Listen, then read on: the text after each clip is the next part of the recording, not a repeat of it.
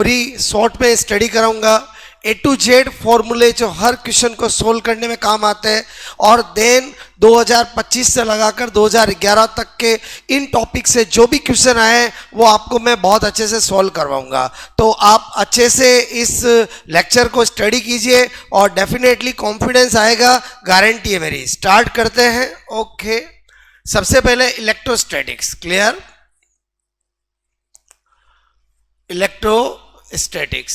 Electrostatics के अंदर आपको सबसे पहला फॉर्मूला पता होना चाहिए, Q बराबर NE। क्लियर? ओके, जहां पर आपका Q चार्ज है और N नंबर ऑफ, मैंने कहा, इलेक्ट्रॉन है। यानी अगर यहां से दो न्यूमेरिकल क्वेश्चन बनते हैं, अगर किसी बॉडी पर आपको चार्ज दे दिया जाए और आपसे पूछा जाए कि इसमें कितने नंबर ऑफ इलेक्ट्रॉन है, तो आपको N के लिए क्या करना पड़ेगा? Q अपॉन E करना पड़ेगा। क्लियर? और E की वैल्यू तो जानते हैं, 1.6 इंटू 10 की पावर माइनस 19। ओके, अगर आपको सपोजेट किसी कंडक्टेंस के अंदर नंबर ऑफ इलेक्ट्रॉन दे दे और चार्ज पूछे, तो आप इस फॉर्मूले से कर सकते हो। क्लियर? अब क्या होता है कि यहाँ पर प्लस या माइनस कब करना है, तो आपको हमेशा मैग्नीट्यूड तो Q बराबर NE से सोल्व कर लेना है, लेकिन आपको देखना है कि अगर किसी भी बॉडी से इलेक्ट्रॉन ट्रांसफर किए हैं किसी बॉडी के अंदर, तो नेगेटिव आएगा। किसी बॉडी से इलेक्ट्रॉन को बाहर निकाला है तो पॉजिटिव आएगा। क्लियर? तो पॉजिटिव और नेगेटिव का डिसीजन आपको हमेशा लैंग्वेज देख के करना है, और मैग्नीट्यूड बोलो जो है चार्ज का, वो Q बराबर NE से निकाल लेना है। इस फॉर्मूले पे बेस दो क्वेश्चन आते हैं जो मैंने वर्बली बताया। उसके बाद आगे बढ़ते हैं। हमें सबसे पहले कूलॉम का नियम पता होना चाहिए। कूलॉम फोर्स जो है, क्या बताया गया था कि दो चार्ज अगर r डिस्टेंस पर स्थित होते हैं, जिनकी बीच की डिस्टेंस r होती है, तो जो फोर्स लगता है वो K Q1 Q2 upon R square होता है। क्लियर? ओके, यहाँ K जो होता है वो क्या होता है? Electro static constant. Clear? Okay, स्थिर वैद्युत की नियतांक क्या होता है? स्थिर वैद्युत की नियतांक। ठीक है? उसके बाद इसकी जो वैल्यू होती है वो 9 इंटू 10 की power 9 newton into metre square divide by coulomb square.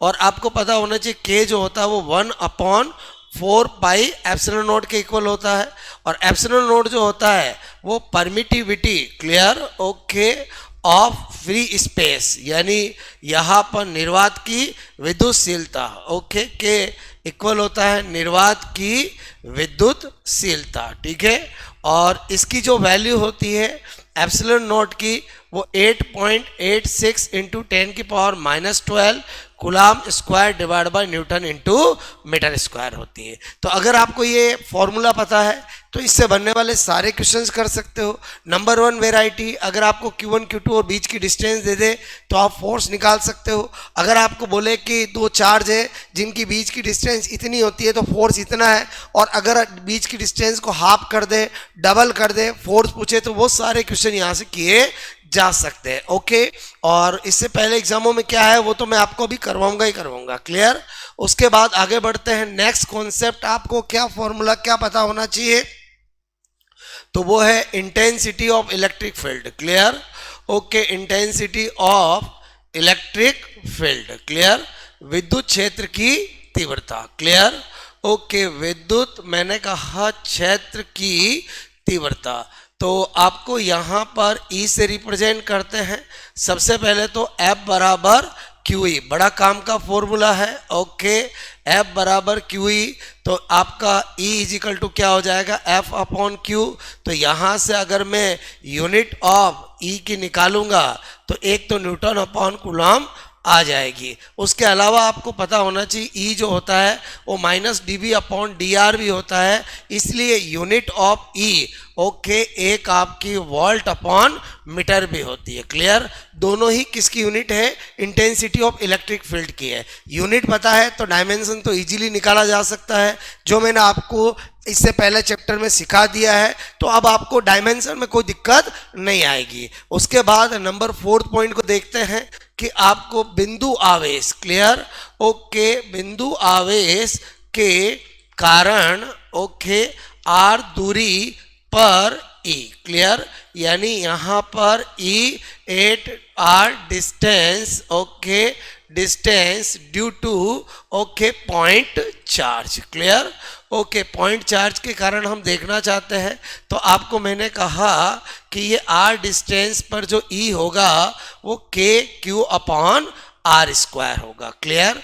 और E एक वेक्टर क्वांटिटी है, तो डेफिनेटली E की डायरेक्शन भी पता होनी चाहिए, E की दिशा, clear. Okay, direction of E, तो अगर मैं बात करूं पॉजिटिव चार्ज, ओके, के कारण तो क्या होती है, अपने से, ओके, दूर, क्लियर। ओके, और माइनस क्यू चार्ज की होती है अपनी और, क्लियर। यानी हम कह सकते हैं रेडियली, ओके, आउटवर्ड, ठीक है। और नेगेटिव चार्ज की तरफ क्या होती है, रेडियली, मैंने कहा आपको इनवर्ड, क्लियर।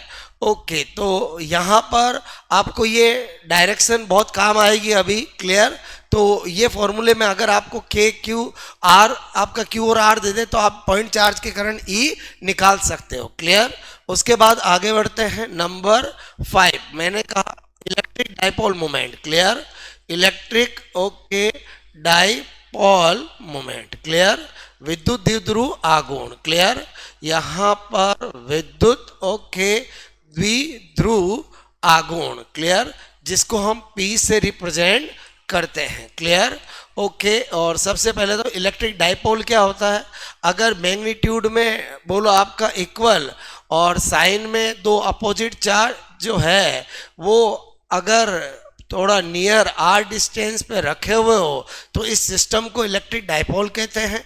और डाइपोल मोमेंट जो होता है वो इलेक्ट्रिक बोलो आपका डाइपोल के चार्ज और दोनों चार्ज के बीच की डिस्टेंस के मल्टीप्लाई के इक्वल होता है। अगर आपको डाइपोल का चार्ज दे दे और दोनों के बीच की डिस्टेंस दे दे तो इसको न्यूमेरिकली सोल्व किया जा सकता है। और अगर यूनिट ऑफ क्यू करूं तो क्या हो जाएगा, coulomb into metre, clear. Okay, dimension तो आप निकाल ही सकते हो। और P एक वेक्टर क्वांटिटी है, तो यहाँ पर direction, clear, okay, of P की बात करें, P की दिशा देखें, डाइपोल मोमेंट की दिशा देखें तो बहुत इंपॉर्टेंट है, आपको पता होना चाहिए नेगेटिव टू पॉजिटिव, क्लियर। यानी negative charge, okay, to positive charge कैसे ध्यान रखेंगे, तो यहाँ पर आपको डायरेक्शन हमेशा याद रहनी चाहिए। देखो हम बोलो इंडिया में रहते हैं और इंडिया में ऑलवेज कहा जाता है लेडीज फर्स्ट, क्लियर। तो आपको मैंने कहा, अभी बताया मैंने कि जो पॉजिटिव चार्ज होता है वो अपने से दूर और नेगेटिव चार्ज अपनी ओर। यानी आपको मैं याद करवाने के हिसाब से बता रहा हूँ कि जो मेल और फीमेल में ज़्यादातर नेगेटिव कौन सोचती है, फीमेल जल्दी सोचती है। तो मेरी नज़र में पॉजिटिव वाला मेल है और नेगेटिव वाला फीमेल है, बोलो क्लियर। और आप कभी भी अपने घर जाते होंगे गांव में तो आपने देखा होगा कि आपकी जो मदर है वो आपको एक दिन और रोकने की कोशिश करेगी और आपके फादर जो है वो कहेंगे जा अब पढ़ने जा, ओके तेरी छुट्टियां ख़त्म हो गई है। इसका मतलब अपने से दूर कौन भेजता है, पॉजिटिव, अपनी और कौन खींचता है, नेगेटिव, क्लियर। तो इसका मतलब ये मेल और ये फीमेल। अब आपको इधर आ जाओ, इसी कॉन्सेप्ट को मैं आगे बढ़ाता हूँ। अगर आपको इलेक्ट्रिक डाइपोल मोमेंट की डायरेक्शन को ध्यान रखना है तो मैंने कहा इंडिया के अंदर हम रहते हैं और इंडिया के अंदर हमेशा लेडीज फर्स्ट, हमेशा सीताराम बोला जाता है, राधा बोलो आपका कृष्ण बोला जाता है। तो इसी तरह से आपका नेगेटिव टू पॉजिटिव ये आपको ध्यान रखना है, ओके। उसके बाद इलेक्ट्रिक डाइपोल मोमेंट का फॉर्मूला, यूनिट, ओके, एवरीथिंग हमने डायरेक्शन जान ली।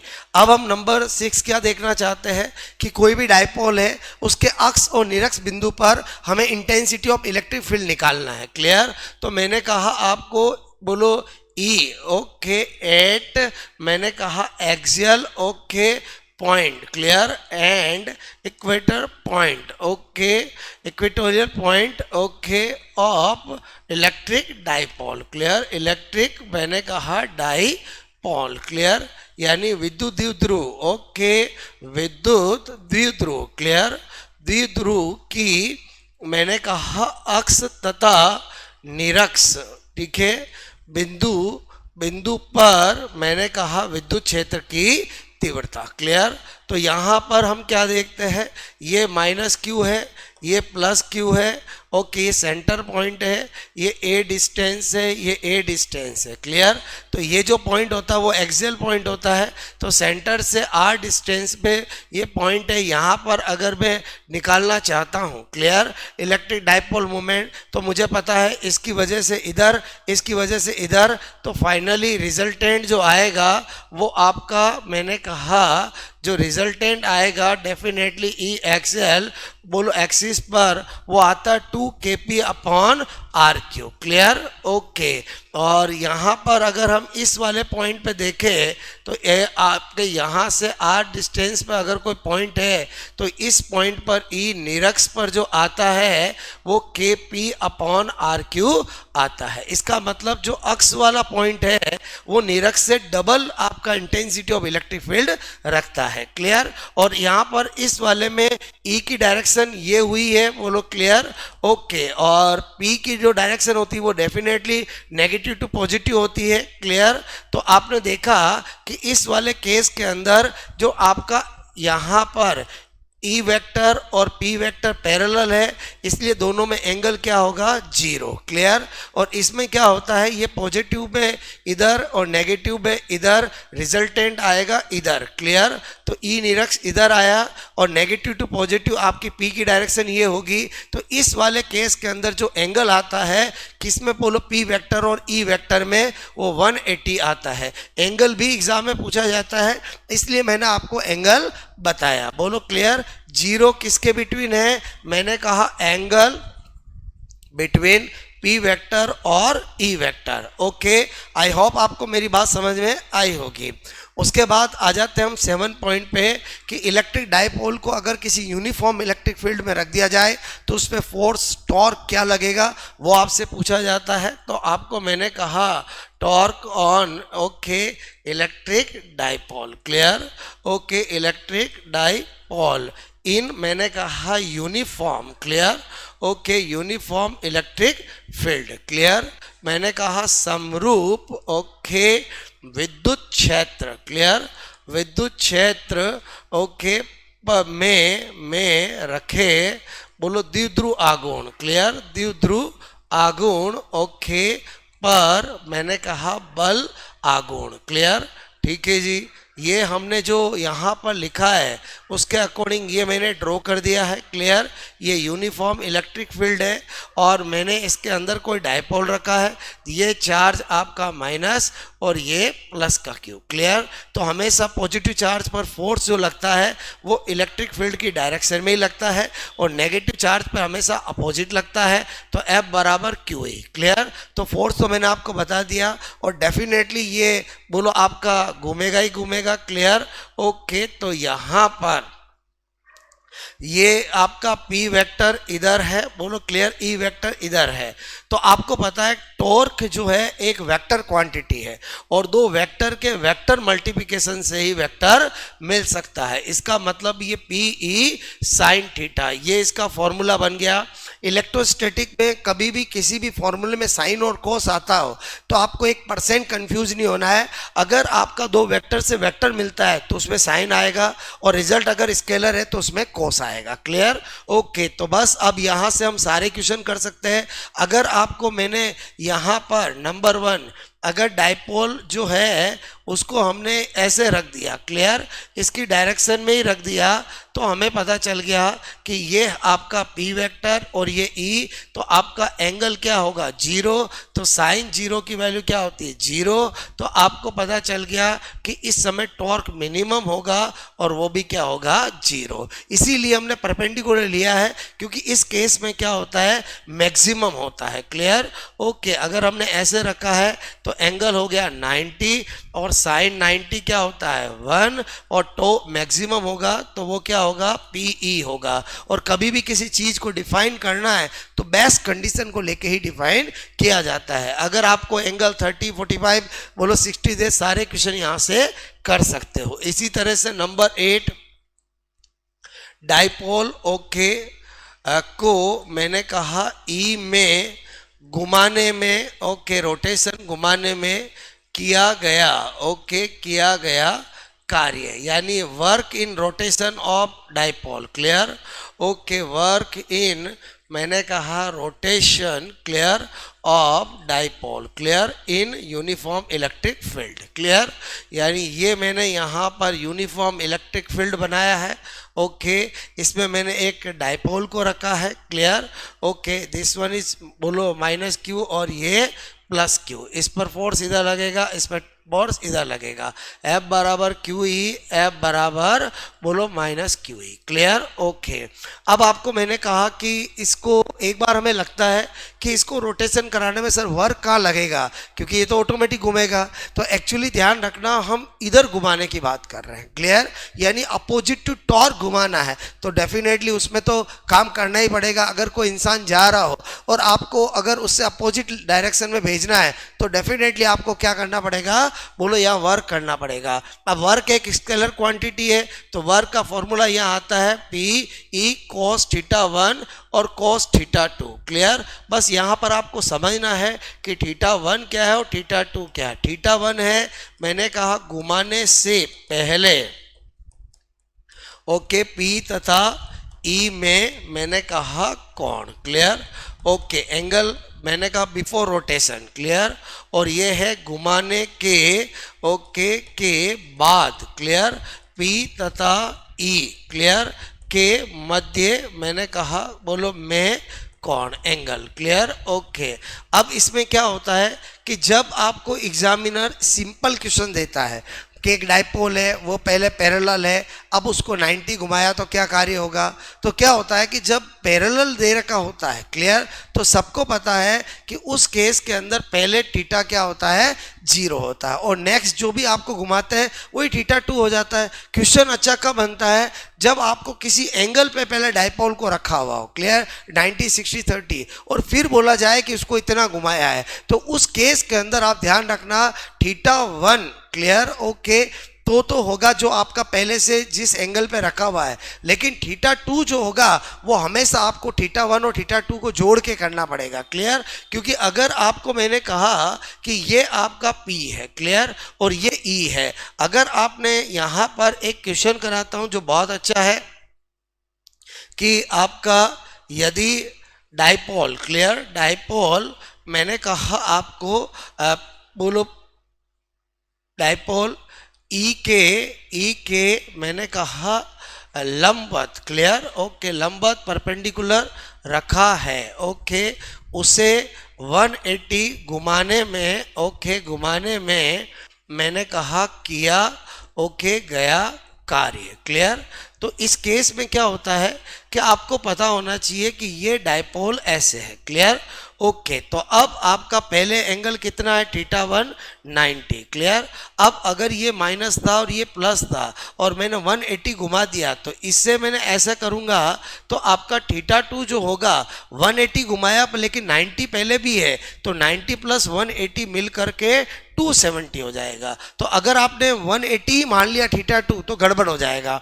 तो आपको ये ध्यान रखना है कि अगर पहले से 90 या किसी एंगल पे है तो थीटा 2 निकालने के लिए थीटा 1 को भी जोड़ना पड़ेगा, बस उसके बाद तो आपको कोई दिक्कत ही नहीं आने वाली है क्लियर। क्योंकि W is equal to P E और क्या करोगे cos 90 और PE 270 क्लियर। तो आपको पता है कि यहाँ पर cos 90 की वैल्यू क्या होती है 0 और cos 270 की वैल्यू भी क्या होती है 0 क्लियर। तो इसका आंसर क्या आएगा 0। आई होप आपको मेरी बात समझ में आएगी, क्योंकि cos 0 और फिर 90 फिर उसके बाद 180 फिर 270, तो आपका वापस आपको मैंने कहा 0 होगा क्लियर। ओके तो ये 8 पॉइंट समझ में आया। उसके बाद हम बात करते हैं यहाँ पर electric flux clear. Okay electric flux की बात करते हैं तो आपको यहाँ पर ये इलेक्ट्रिक फ्लक्स क्लियर।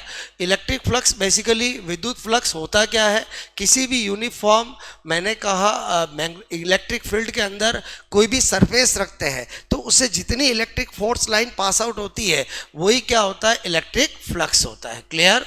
ओके इसमें मैंने कोई सरफेस रखी है तो ये आपका ई है और इससे एरिया वेक्टर इसके परपेंडिकुलर होगा और इससे जो भी पास आउट होगी इलेक्ट्रिक फोर्स लाइन वही क्या होगा फाई। तो अब हम सोचे कि ये अगर equal to electric force line of number ही है, बोलो निकलने वाली मैंने कहा विद्युत बल रेखाओं की संख्या के ही है, तो वो संख्या कब ज़्यादा हो सकती है?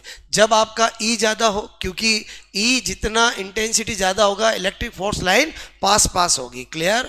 ओके। उसके बाद सरफेस जो सरफेस रखी है उसका एरिया ज़्यादा हो, क्योंकि जितना ज़्यादा सरफेस का एरिया होगा उससे भी ज़्यादा पास आउट होगी।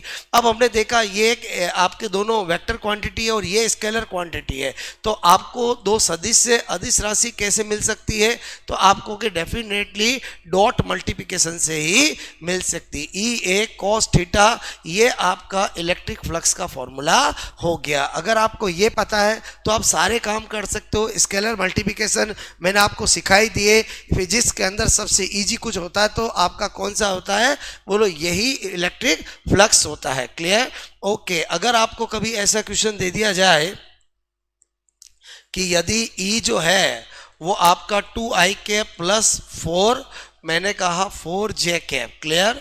ओके, तथा जो सरफेस है पृष्ठ है, क्लियर? ओके, बोलो आपको कहा जाए x, बोलो आपका z, क्लियर? ओके, तल में मैंने कहा स्थित, क्लियर है? ओके, तो magnetic flux electric flux okay होगा।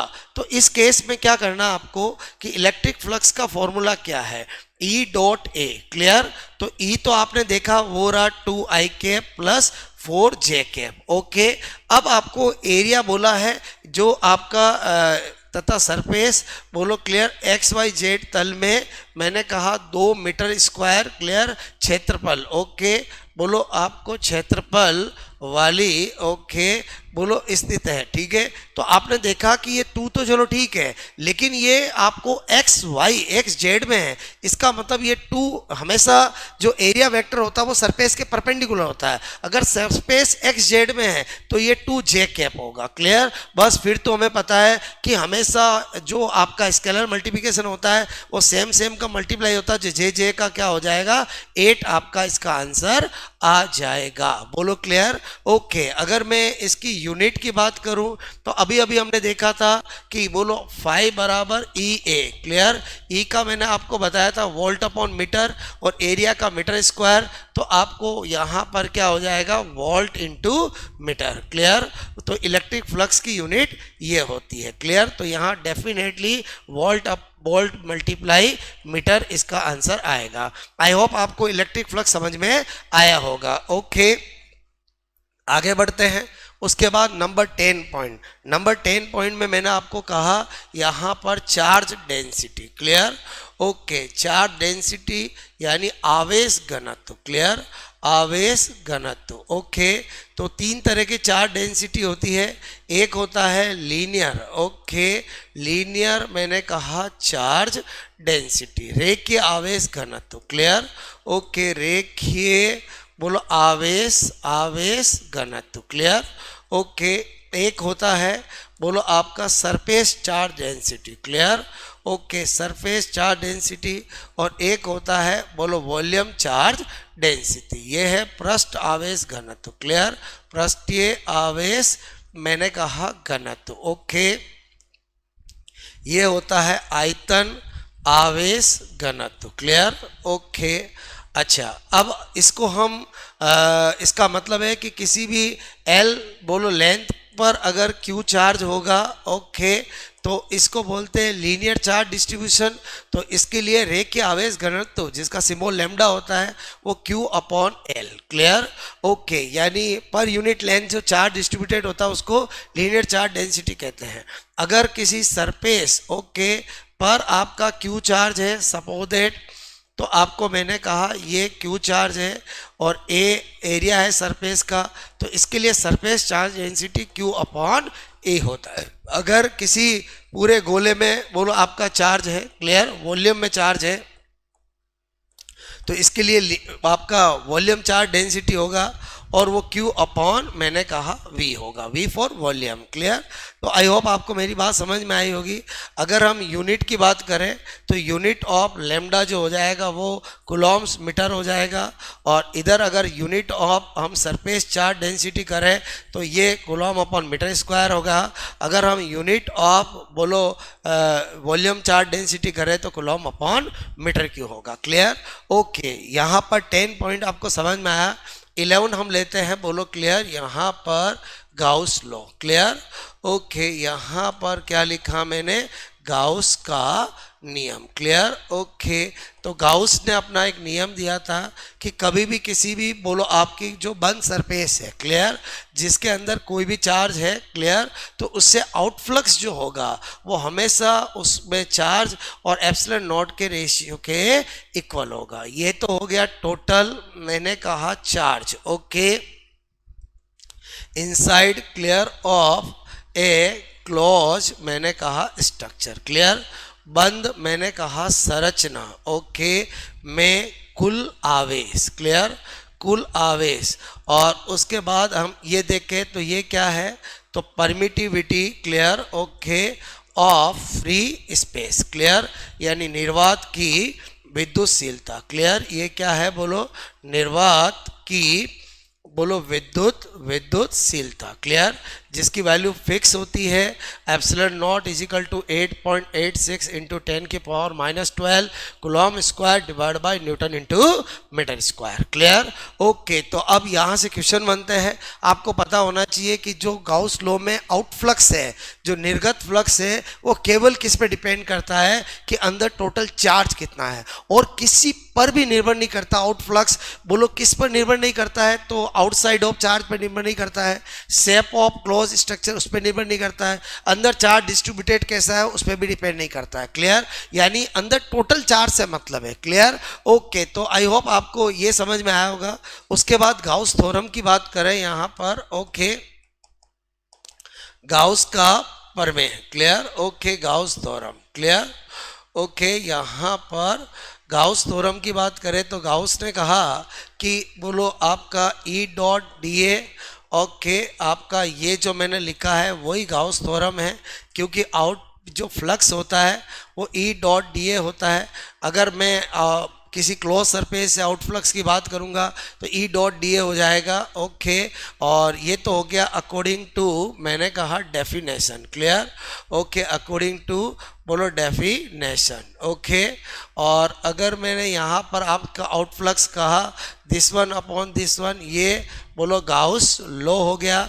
तो जब दोनों आउटफ्लक्स है तो ये इक्वल है तो ये इक्वल कर सकते हैं। इस तरह से गाउस थ्योरम आपका बनाया गया। और गाउस थ्योरम किस लिए बनाया गया? कि अलग अलग बोलो आपकी जो बॉडी होती है, चाहे वो कंडक्टिंग स्पेयर हो, नॉन कंडक्टर स्पेयर हो, बोलो आपका यूनिफॉर्म चार्ज, बोलो आपका वायर हो, आपका कंडक्टिंग सीट हो, नॉन कंडक्टिंग सीट हो, उन सब की वजह से इंटेंसिटी ऑफ इलेक्ट्रिक फील्ड निकालने के लिए गाउस का थ्योरम बनाया गया। तो गाउस के थ्योरम के 5 एप्लीकेशन है। तो यहाँ पर नंबर 13 में क्या बता रहा हूँ आपको?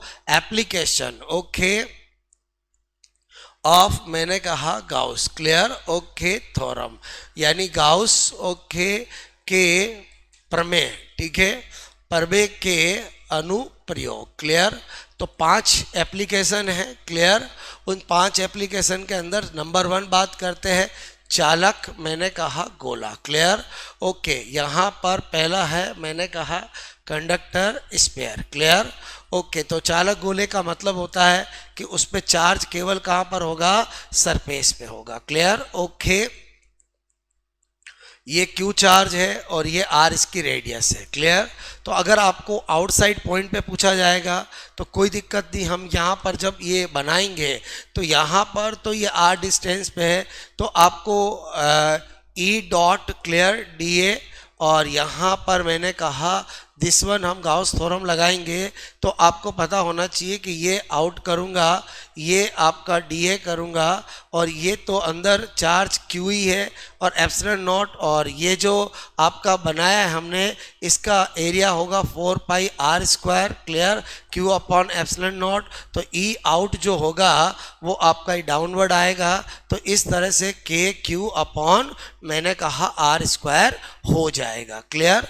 ओके, तो आई होप आपको समझ में आया होगा। अगर मैं ये पहला हमने किया है, इफ बोलो clear, R is greater than R यानी बाहर की तरफ हो। दूसरा है R is equal to R surface पर, तो वो भी आपका यही आएगा। ओके, बस आपका के क्यू अपॉन आर स्क्वायर हो जाएगा। क्लियर। लेकिन जब हम यहाँ पर अंदर करने जाएंगे, ओके, तो उस केस में हमें पता है कि अंदर आपका इलेक्ट्रिक फील्ड होगा नहीं, इसलिए आपका जो आपका ई इन होगा, अंदर चार्ज होगा नहीं, इसलिए ई क्या होगा, जीरो। क्योंकि किसी भी अंदर पॉइंट पर हम करने जाएंगे तो उसके अंदर चार्ज ही नहीं होगा, तो आपका ई क्या होगा, जीरो होगा। आई होप आपको मेरी बात समझ में आई होगी। ओके, उसके बाद अगर हम यहाँ पर देखें ए चालक, क्लियर। ओके, ए चालक बोलो गोला, clear.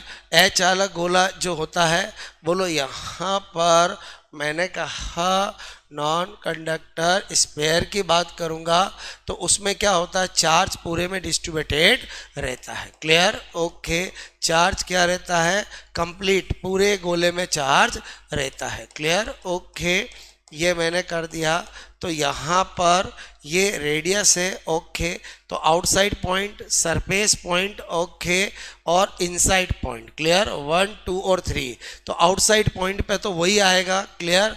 Okay, K Q upon R square. Surface पे भी वही आएगा। ओके, बोलो क्या आएगा, K Q upon R square. Clear. लेकिन इनसाइड में इस बार क्या होगा कि आपको यहाँ पर आएगा, क्योंकि जो क्यू पूरा है यहाँ पर क्यू डैश होगा, और जब उसको निकालते हैं, क्लियर, ई इन, तो वो आता है के क्यू। ओके, मैंने कहा यहाँ पर R upon R Q. Clear.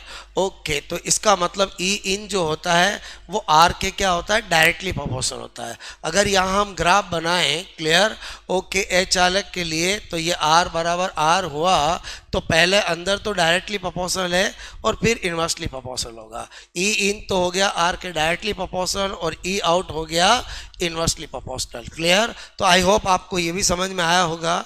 उसके बाद यहाँ पर मैंने कहा यहाँ पर चालक, ओके, बोलो तार, यानी मैंने यहाँ पर कंडक्टर वायर की बात करें तो इसके कारण जो है आपका ये एल लेंथ का है, जिस पर ये आपका क्यू चार्ज है, लेमडा लीनियर डेंसिटी है, और ये इसकी लेंथ है। तो इसका जो ई आता है वो 2k लेमडा अपॉन आर आता है। यानी इसके अंदर भी जो आपका आर के साथ कैसा रिलेशन रखता है, इन्वर्सली प्रोपोर्शनल। यहाँ पर भी ई, और अगर आर में हम बनाए ग्राफ तो ऐसा आएगा। ओके, उसके बाद नंबर 4 हम करते हैं चालक। ओके, मैंने कहा पट्टिका। क्लियर। ओके, तो यहाँ पर अगर कंडक्टर सीट की बात करेंगे तो इसके कारण ये हमारी सीट है। क्लियर। ओके, जिस पे चार्ज ओनली सरफेस पे होगा, और जो पट्टिका होती है उसके लिए सिग्मा बोलो सरफेस चार्ज डेंसिटी होती है, और पूरे डेरिवेशन के बाद ई जो आता है वो सिग्मा अपॉन एप्सिलॉन नॉट आता है। इसका मतलब ये तो हम जानते ही है क्यू अपॉन ए होता है। तो एक बात श्योर हो गई कि यहाँ पर ई जो है वो आर पे डिपेंड नहीं करता है। अगर हम ये ई और आर में अगर ग्राफ बनाए तो डेफिनेटली ऐसा ही आएगा। तो ये हमारा किसका था, बोलो चालक पट्टिका का। इसी तरह से अगर पांचवा एप्लीकेशन ए चालक, ओके, अगर हम पट्टिका का करते हैं, यहाँ पर मैंने कहा नॉन, क्लियर, ओके, कंडक्टर, मैंने कहा सीट का करते हैं, तो यहाँ पर क्या होगा कि ये चार्ज पूरे पे होगा। क्लियर। ओके, और यहाँ से भी अगर हम आर डिस्टेंस पे करेंगे तो ई upon sigma upon 2 epsilon not आएगा। यानी यहाँ पर भी ई आर पे डिपेंड नहीं करता है। क्लियर, बस उससे हाफ होता है। क्लियर, ये ई और आर में ग्राफ बनाएंगे ऐसा आएगा। दोस्तों, मैंने टोटल आपको लगभग 13 पॉइंट के अंदर पूरा इलेक्ट्रोस्टैटिक एक फॉर्मूला बहुत अच्छे से बता दिया। ऐसा कोई क्वेश्चन नहीं है जो इनसे सोल्व नहीं होता। क्लियर। तो अब नेक्स्ट हमारा पोटेंशियल और कैपेसिटेंस देखते हैं, देन हम क्वेश्चन करेंगे। क्लियर। उसके बाद हमारा point number 14 clear okay. Point number 14 हम अब किसको स्टडी करने जा रहे हैं?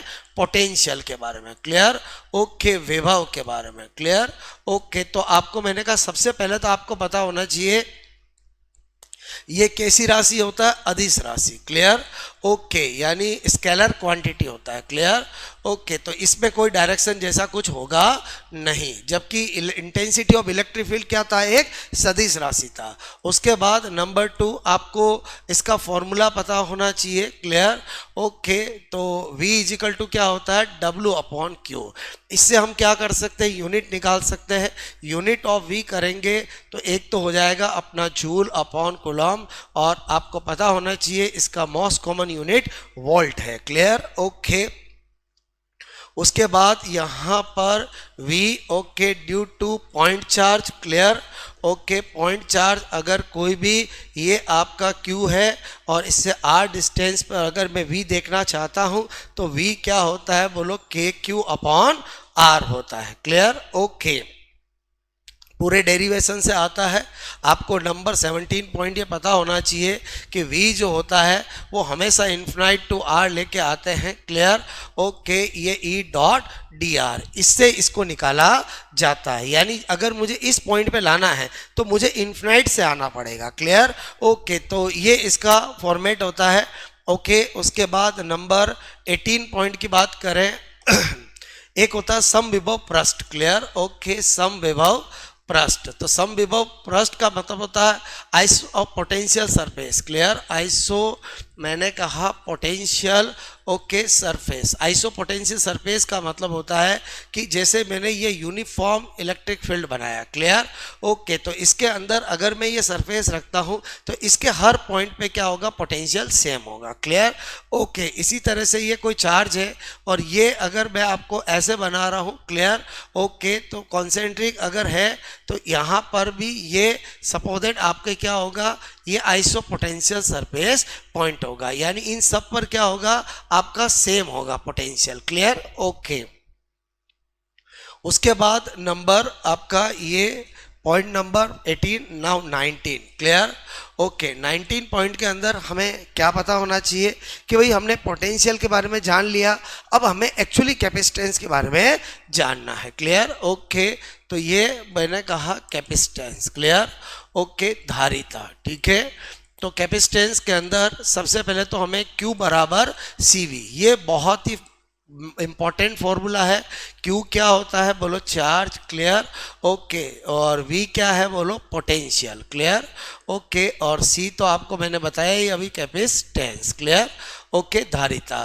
तो यहाँ से हम यूनिट ओके ऑफ C निकाल सकते हैं। क्या होगा? बोलो आपका Q अपॉन V। तो एक तो कूलम अपॉन वोल्ट का, और वास आपको पता होना चाहिए फेरड क्लियर ओके, इसकी यूनिट होती है। ध्यान रखना कि एक होता है फेराडे क्लियर।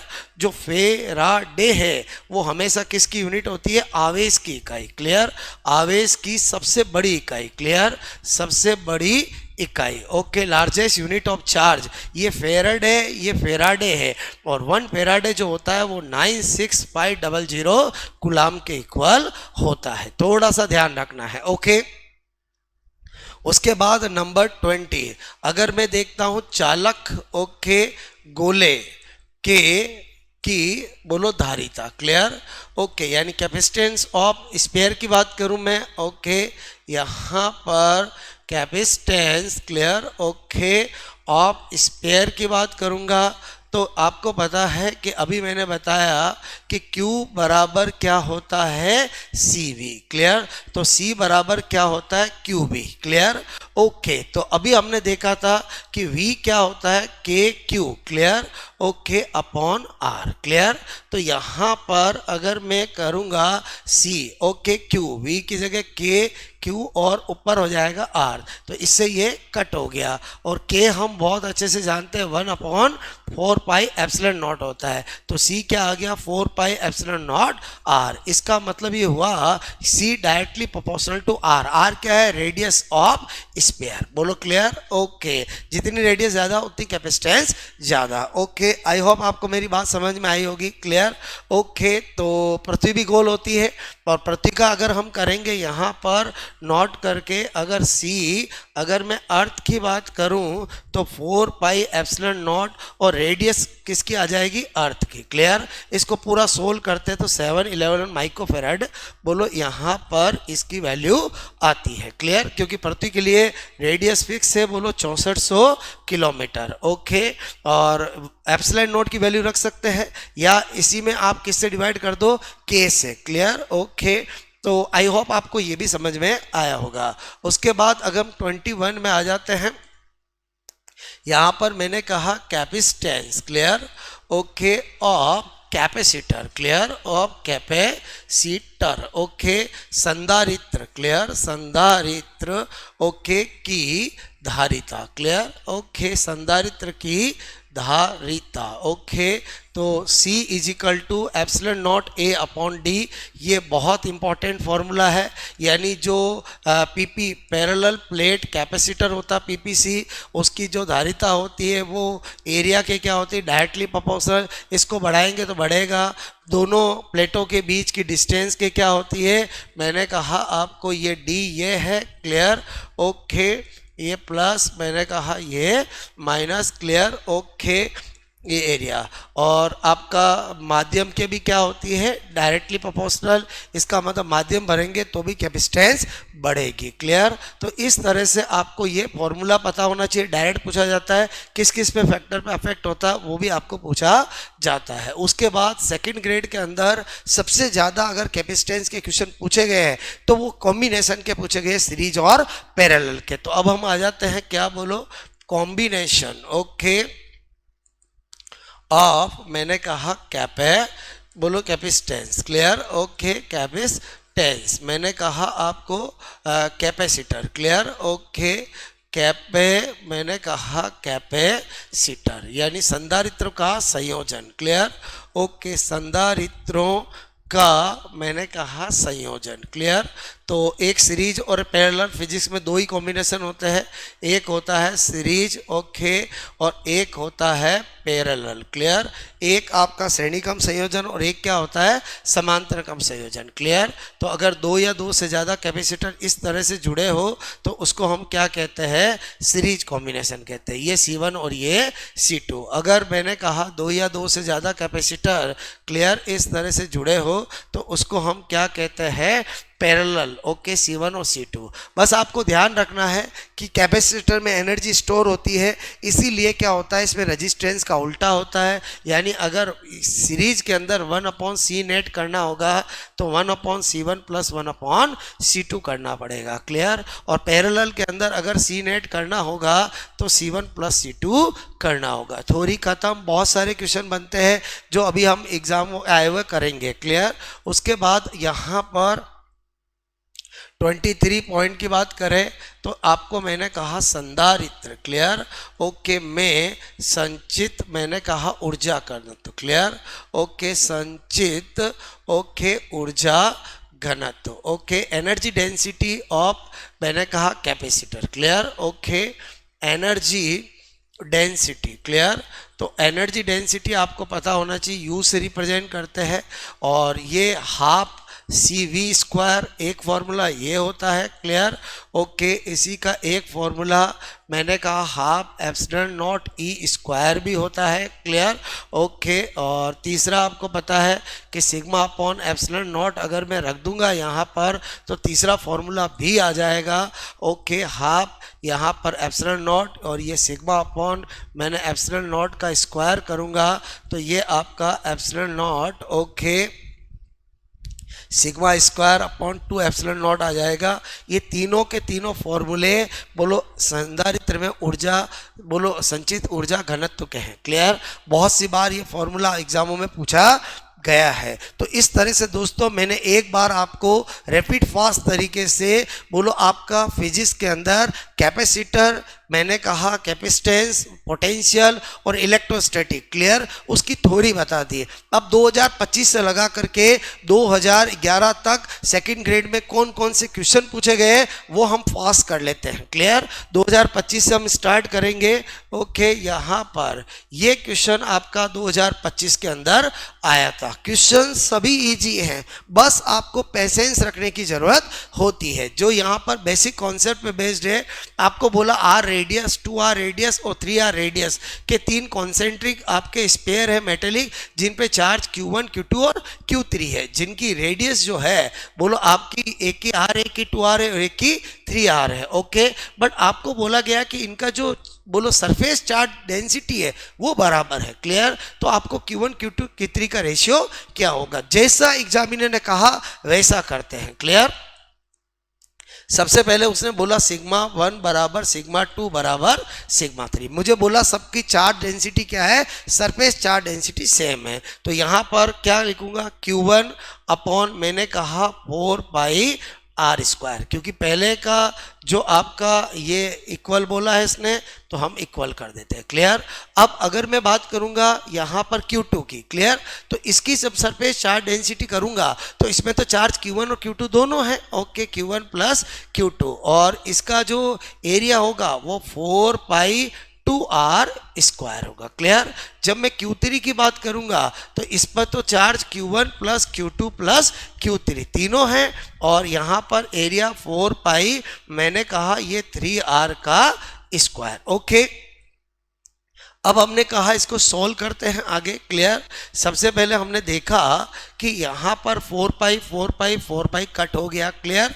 ओके, यहाँ पर आर स्क्वायर है, ये 4r स्क्वायर होगा, ये 9r स्क्वायर होगा, R square R square R square cut हो जाएगा, तो बचा क्या, यहाँ पर Q1 बचा, यहाँ Q1 plus Q2 divide by 4 बचा, यहाँ पर Q1 plus Q2 plus Q3 divide by 9 बचा। अब हमें Q1, Q2, Q3 में रेशियो चाहिए, क्लियर, और हमें ये पता है कि ये सब आपस में बराबर है। तो एक बार इन दोनों को बराबर करके देखता हूं।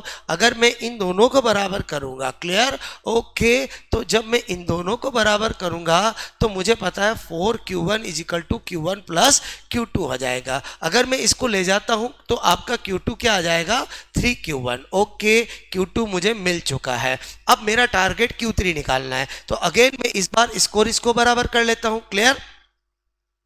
इसको बराबर करता हूं, Q1 बराबर, clear, okay, Q1 plus Q2 plus Q3, clear, divide by 9। Okay, ये 9 को मैं इधर ले गया, क्लियर, और मुझे पता है Q2 की जगह मैं क्या लिख सकता हूं, 3Q1 लिख सकता हूं। ओके, तो जब मैंने इसको और आगे सोल्व करता हूं तो हमें क्या लगता है कि ये Q1 और ये आपका 3Q1 कितना हो गया, 4Q1, और इधर जाएगा तो 9Q1 माइनस 4Q1 कितना, Q3 कितना हो जाएगा, 5Q1, क्लियर। तो इस तरह से हमें Q3 Q2 सब Q की फॉर्म में आ गया। बस अब तो मुझे जो बोला है वो कर देता हूँ। तीनों का रेशियो पूछा है, इसका क्या लिखूंगा, Q1, इसका क्या लिखूंगा, 3Q1, इसका क्या लिखूंगा, 5Q1, Q1 कट हो गया, 1:3:5 आंसर आ गया, 1:3:5। बहुत अच्छा क्वेश्चन है जो पिछली बार इस टॉपिक में 2025 के अंदर आया था। ओके, अब आ जाते हैं हम 2022 के अंदर, क्लियर। 2022 का क्वेश्चन बहुत अच्छा था।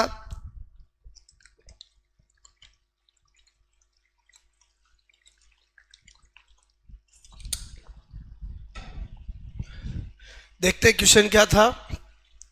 3 बिंदु आवेश 2Q, Q और Q, ओके, x अक्ष के अनुदिश बिंदुओं में x बराबर 0, x बराबर a/1/2, x बराबर 1 पर है, यानी ये 2Q है।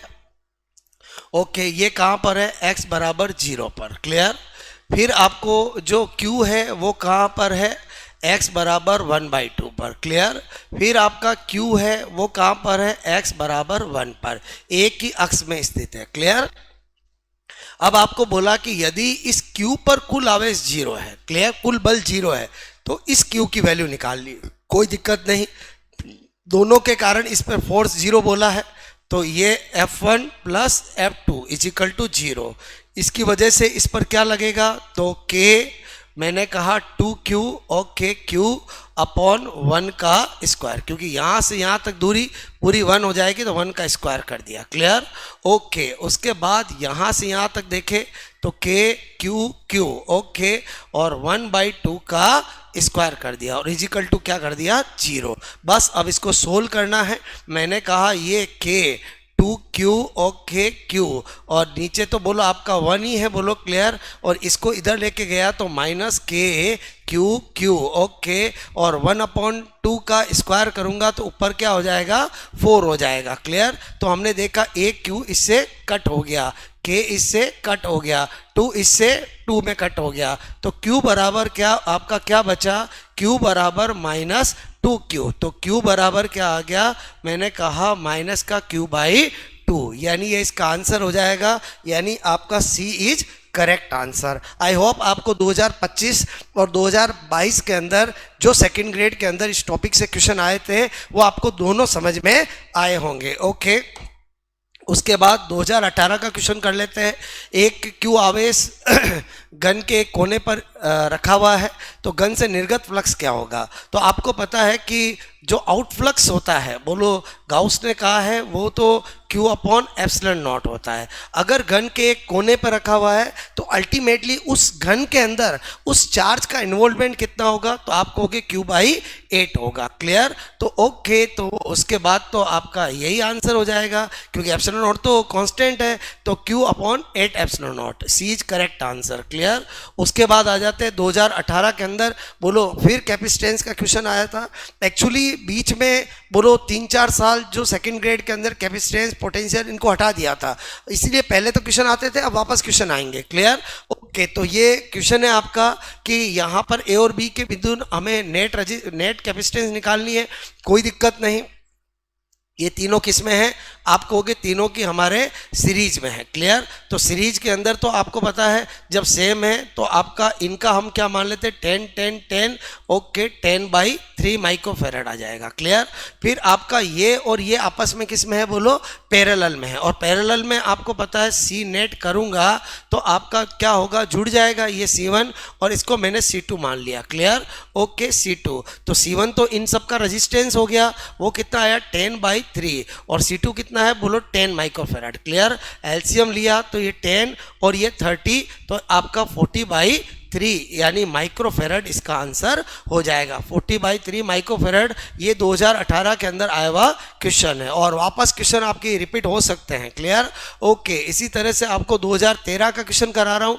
2 कैपेसिटर है जिनमें हर एक की जो कैपेसिटेंस है वो 2 माइक्रोफेराड है, समांतर क्रम में जोड़े गए हैं तथा इस संयोजन को 12 माइक्रोफेरेड, यानी सबसे पहले जो 2-2 माइक्रोफेरेड को हमने किस में जोड़ा था, समानांतर में। क्लियर? और समानांतर में क्या होता है, जुड़ जाती है। तो आपका एक तो पहले आपने देखा कि जो C डैश होगा वो C1 + C2 दोनों हमने कैसे जुड़े, पैरेलल जोड़े, तो 2 + 2 कितना हो गया 4 माइक्रोफेरेड। क्लियर? इस 4 माइक्रोफेरेड को, इस संयोजन को 12 माइक्रोफेरेड के एक संधारित्र के साथ श्रेणी क्रम में जोड़ा। क्लियर? तो आपको टोटल पूछा है तो कोई दिक्कत नहीं, श्रेणी क्रम में तो ऐसे करते हैं हम, बोलो एक तो हमारा ये 4 माइक्रोफेरेड था और एक आपका ये 12 माइक्रोफेरेड हो गया। एलसीएम लिया 12 तो ये कितना हो गया 3 और ये 1 और ये 4/12 काटा तो 3, तो सी नेट जो हो जाएगा वो 3 माइक्रोफेरेड आंसर आ जाएगा, यानी ए इज करेक्ट आंसर। ओके। उसके बाद आ जाते हैं, बहुत अच्छा क्वेश्चन 2013 के अंदर आया हुआ है और ये इतना स्टैंडर्ड क्वेश्चन है कि अगर आपको एग्जाम में वापस ए जटीज यही ऑप्शन सब कुछ मिल जाएगा। देखो अच्छे से करते हैं, समझने की कोशिश करना। आपको दिया गया है कि दिए गए परिपथ में 2 माइक्रोफेरेड के संधारित्र में प्लेटों के मध्य विभवांतर, यानी इस वाले कैपेसिटर का मुझे पोटेंशियल चाहिए। क्लियर? तो सबसे पहला काम हमारा सी नेट निकालना है। क्लियर? तो मैंने देखा ये दोनों किस में है, बोलो पैरेलल में है, तो पैरेलल में जोड़ देते हैं। 3 और 2 कितना हो गया 5, और 5, 12 और 20 ये किस में है, बोलो सीरीज में है। तो सीरीज के अंदर तो हमें ऐसे निकालना पड़ेगा। मैंने कहा आपका ये तो 5 आ गया। क्लियर? ओके। एक आपका 12 है और एक आपका 20 है। क्लियर? तीनों का एलसीएम लेंगे तो 60 ले लेते हैं। ये 12 टाइम जाएगा, ये 5 और ये 3, क्लियर। तो हमने जोड़ा तो 1/c टोटल जो हमारा आया, क्लियर, ओके। तो आपका ये 12 और 18 और आपको मैंने कहा 20 डिवाइड बाई 60, तो कट किया तो 3, तो फाइनली हमें पता चला कि जो हमारा c टोटल है उल्टा करेंगे तो 3 माइक्रोफेरड आ गया। चलो c टोटल आ गया। अब हमारा काम क्या है, q निकाल देते हैं, क्लियर। q बराबर क्या होता है, CV। तो हमने देखा c आपका 3 माइक्रोफेरड आ ही गया था और आपका v जो है वो आपका 1500 वोल्ट है, तो ये आपका 4500 माइक्रो बोलो कूलाम इसका आ गया, यानी टोटल चार्ज आ गया। अब ये टोटल चार्ज यहाँ पर क्या होगा, डिवाइड होगा। ये Q आ रहा है, सपोज दैट ये Q1 और Q2 में डिवाइड होगा। अब हमने देखा कि कैपेसिटर के अंदर आपको ये दोनों जो है वो आपका मैंने कहा पैरेलल में है और इनमें हमें क्या करना, चार्ज को बोलो डिस्ट्रीब्यूटेड करना है। तो Q1 कैसे निकाला जाएगा, तो आपको मैंने कहा सपोज दैट मैंने इसको मान लिया, ओके, ये सपोज दैट यहाँ पर C ओके 1 और इसको C2, क्लियर। तो यहाँ पर जिसका निकालना है उसका C और टोटल दोनों का C, क्लियर, और Q टोटल। तो यही हमें करना है। C कितना है मेरा, बोलो 2 माइक्रोफेरड और C1 2 + 3, ओके, और टोटल चार्ज कितना है मेरा 4500, क्लियर। तो यहाँ पर हमने देखा 2 डिवाइड बाई ये कितना होगा 5, ओके, और ये आपका हो गया यहाँ पर 9, यानी ये 1800 बोलो माइक्रो कूलाम चार्ज आ गया। अब अगर मुझे यहाँ पर चार्ज अगर मुझे पता चल गया तो फिर तो Q1 बराबर CV, बोलो क्लियर। और यही मुझे निकालना है, V निकालना है। तो Q1 अपॉन C1, Q1 कितना आया था 1800 माइक्रो कूलाम, क्लियर, और C मेरा कितना है, बोलो 2 माइक्रो फैराड, क्लियर। तो आपने देखा माइक्रो से माइक्रो कट हो गया और यहाँ से करेंगे तो ये 900 वोल्ट इसका आंसर आएगा। Okay, D is correct answer. बहुत important question, standard question. Okay, I hope आपको मैंने अच्छे से समझाया, समझ में आया होगा, क्लियर। ओके, 2013 सेकंड ग्रेड के अंदर आया हुआ क्वेश्चन है। आप ये मत समझिए कि क्वेश्चन अभी अच्छे आ रहे हैं, पहले भी बहुत अच्छे अच्छे क्वेश्चन कुछ आया करते थे, आजकल ज्यादा बोलो क्वेश्चन टफ आने लग गए हैं। ओके, तो उसके बाद हम देखते हैं, बोलो यहाँ पर आवेश Q का एक बिंदु कण एक घन के भीतर रखा गया, इसके केंद्र पे नहीं है, घन के किसी एक पार से निर्गत फ्लक्स। तो हमने देखा कि जो हमारा आउटफ्लक्स होता है, ओके, आउटफ्लक्स जो होता है वो आउटफ्लक्स क्या होता है, total charge divide by epsilon not. अब हमने देखा कि चाहे वो किसी घन के अंदर कहीं पर भी हो तो चार्ज तो क्यू ही होगा, क्लियर। ओके, तो डिस्ट्रीब्यूशन पे डिपेंड वैसे ही नहीं करता है, और एप्सिलॉन नॉट तो क्या होगा, क्यू अपॉन एप्सिलॉन नॉट ही होगा, क्लियर, चाहे वो सेंटर में रखा हुआ हो या नहीं रखा हो। क्योंकि यहाँ पर आउटफ्लक्स में क्या होता है, ये क्यू से मतलब है, क्यू यहाँ रखा हो, यहाँ रखा हो, यहाँ रखा हो, उससे कोई मतलब नहीं होता, क्लियर। ओके, उसके बाद एक और अच्छा क्वेश्चन जो 2011 सेकेंड ग्रेड में आया हुआ है। ओके, आपको बोला R1 और R2 रेडियस के दो धातु के से केंद्रीय कॉन्सेंट्रिक गोले बोला है, तो ये बना देते हैं कॉन्सेंट्रिक गोले। एक बना दिया मैंने R1 रेडियस का, एक बना दिया मैंने R2 रेडियस का, क्लियर। ओके, जिन पर आपका चार्ज ये Q1 है और ये Q2 है, क्लियर। ओके, अब एक बोलो दोनों गोलों के मध्य, ये दोनों के गोलों के मध्य यहाँ कोई पॉइंट है, क्लियर। ओके, जो यहाँ सेंटर से R दूरी पर स्थित है, यहाँ पर मुझे पोटेंशियल चाहिए, क्लियर। तो आपने देखा कि अगर सबसे पहले यहां से देखूंगा तो इस क्यू की वजह से तो ये आउटसाइड पॉइंट हो गया, क्लियर। तो आउटसाइड पॉइंट के लिए तो आपको पता है कि यहाँ पर जो V1 आएगा वो तो KQ अपॉन मैंने कहा आपको R ही होगा, क्लियर, या इसको मैं Q upon 4 pi epsilon not R लिख सकता हूँ, क्लियर। ओके, अब अपन ने देखा यहाँ पर पॉइंट है, क्लियर। तो यहाँ पर पॉइंट है तो हम हमेशा किधर से आते हैं, सबसे इन्फिनाइट से आते हैं, तो पहले मैं सरफेस तक आऊँगा, क्लियर। तो इसके लिए क्या होगा K, ओके, ये मैंने चार्ज Q1 दे रखा, क्लियर। ओके, Q2 और यहाँ पर मैंने लिखा R2, क्लियर। ओके, तो अब आपको पता है कि यहाँ दोनों का क्या करना पड़ेगा, V टोटल, क्लियर। तो V टोटल क्या हो जाएगा, V1 प्लस V2, क्लियर। तो ये आपका Q upon 4 pi epsilon not R plus okay ये Q की जगह क्या है Q1 और यहाँ पर भी Q2 और K को ओपन कर दूंगा 4 पाई एप्सिलॉन नॉट R2। तो फाइनली हमें क्या पता चला कि यहाँ पर अगर हमने 1/4 पाई एप्सिलॉन नॉट को कॉमन ले लिया तो ये Q1/R और ये बोलो Q2/कैपिटल R2। तो यहाँ पर देखो ऐसा कौन सा नजर आ रहा है, तो हमें पता चला B इज करेक्ट आंसर। अच्छा क्वेश्चन है, सिंपल है, बट 2011 में पूछा गया है। उसके बाद आपको अगेन मैंने अभी कराया भी था कि किसी विद्युत क्षेत्र E में आपका यहाँ पर E की वैल्यू क्या दे रखी है 5i cap clear plus 2j cap clear okay. और YZ मैंने कहा तल में है, जो आपका एक एरिया एक सरफेस रखी हुई है वो YZ में है। YZ का मतलब क्या हुआ कि बोलो X के अंदर एरिया वेक्टर की डायरेक्शन होगी, तो ये 2i कैप कर देता हूं। अब मुझे पूछा है बोलो इलेक्ट्रिक फ्लक्स, तो इलेक्ट्रिक फ्लक्स एक स्केलर क्वांटिटी होती है, दो वेक्टर का स्केलर मल्टीप्लिकेशन करना पड़ेगा 5i cap plus 2j cap okay और यहाँ पर 2i कैप क्लियर। तो इसका मतलब ये हुआ कि हमेशा स्केलर में i का j का मल्टीप्लाई होता है, तो ये मल्टीप्लाई होगा तो 5 और 2 क्या हो जाएगा 10 करेक्ट आंसर क्लियर। तो इस तरह से दोस्तों मैंने आपको 2025 से लगाकर 2011 तक इन चैप्टर से जो भी क्वेश्चन आए हैं वो करवा दिए और उसके साथ साथ पूरी थ्योरी का एक एक फॉर्मूला मैंने आपको बता दिया। कोई भी स्टूडेंट पूरे राजस्थान में अगर इस लेक्चर को अच्छे से देख लेगा तो डेफिनेटली उसको कॉन्फिडेंस आ जाएगा। तो इसी तरह से डॉक्टर मेहता क्लासेज के जुड़े रहिए, आपको बहुत बेनिफिट मिलने वाला है, क्योंकि हम केवल और केवल क्वालिटी कंटेंट की बात करते हैं और आपके एग्जाम ओरिएंटेड सारी चीज़ें मैं आपको बताता हूँ। ओके दोस्तों।